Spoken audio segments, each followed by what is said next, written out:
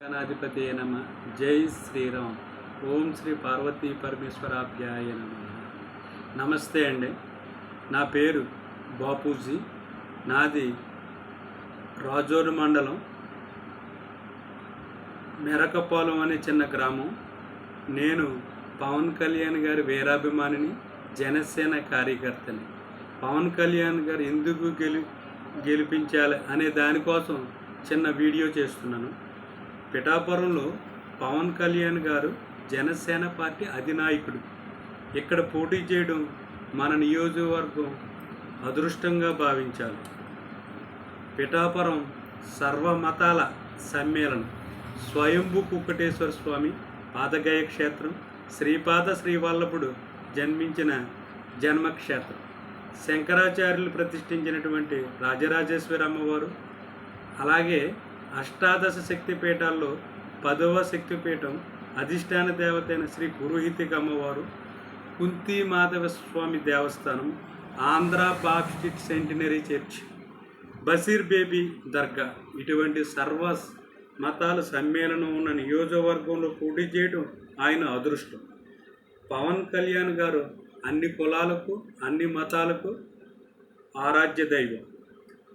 ఒక నియోజకవర్గ పార్టీ అధినాయకుడు పోటీ చేయడం వల్ల ఆ నియోజకవర్గమునకు అన్ని రకాల వనరులు చేకూరుతాయి.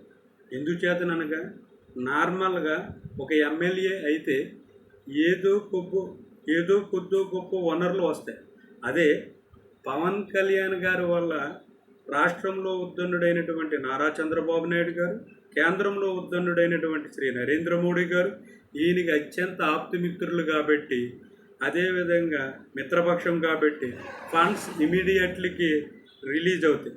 అందుచేత పిఠాపురం నియోజకవర్గం మొత్తం బంగారు తాపడం చేయడంలో అతిశయోక్తి లేదు. అదేవిధంగా బడుగు బలహీన వర్గాల యువతీ యువకులకు ఉద్యోగ అవకాశాలు ఇవ్వడంలో పవన్ కళ్యాణ్ గారు ముందు వరుసలో ఉంటారు. విద్య, విద్యుత్తు, ఆరోగ్యం, రోడ్లు, డ్రైనేజీ వ్యవస్థలు అత్యాధునికంగా డెవలప్మెంట్ ఉంటాయి. అదేవిధంగా ఉప్పాడ సముద్ర తీర ప్రాంతం కోత నివారణకి శాశ్వత పరిష్కారం, అగ్నికుల క్షేత్రులకు వేట నిషేధం పరిహారం పెంపు దిశగా ఆయన అడుగులు వేస్తారు.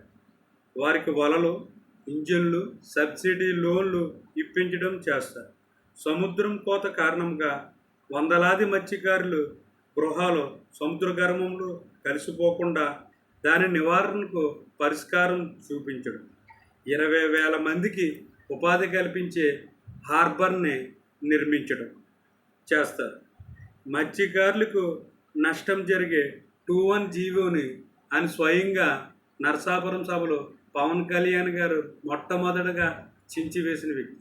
ఆయనకి మత్స్యకారు సోదరుల మీద ఉన్న ప్రేమ ఏంటో మనం అర్థం చేసుకోవచ్చు. అదేవిధంగా ఏలేరు, శుద్ధగడ్డ వరదల వల్ల నియోజకవర్గం ముంపుకి గురవటం, అందుచేత ఆ ఏలేరుని ఆధునికీకరణం చేయటం. అదేవిధంగా సేప్రేలు చేనేత వస్త్ర వ్యాపారులకు చేయూతనివ్వడం, మరమగ్గాల నుండి వచ్చే వస్త్రాలను కాకుండా చేతి మగ్గాల నుంచి వచ్చే వస్త్రాలకు గిట్టుబాటు ధర కల్పించడం. పవన్ కళ్యాణ్ చేనేత వస్త్రాలకు బ్రాండ్ అంబాసిడర్గా ఉన్నారు కాబట్టి వాళ్ళకి సంబంధించినటువంటి ముడి సరుకుకి సబ్సిడీ లోన్లు ఏర్పాటు చేస్తారు. వాళ్ళకి ఉపాధి కల్పించడంలో ముందుంటారు. ఉప్పాడ రైల్వే గేట్ దగ్గర దీర్ఘకాలిక సమస్యగా ఉన్న ఆర్ఓబిని నిర్మించడం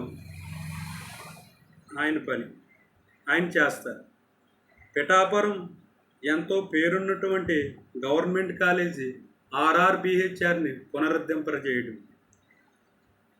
అదేవిధంగా పిఠాపురాన్ని భారతదేశంలో నెంబర్ 1 ఆధ్యాత్మిక కేంద్రంగాను, టూరిస్ట్ ప్లేస్గాను చేయడంలో ఆయన ముందుంటారు.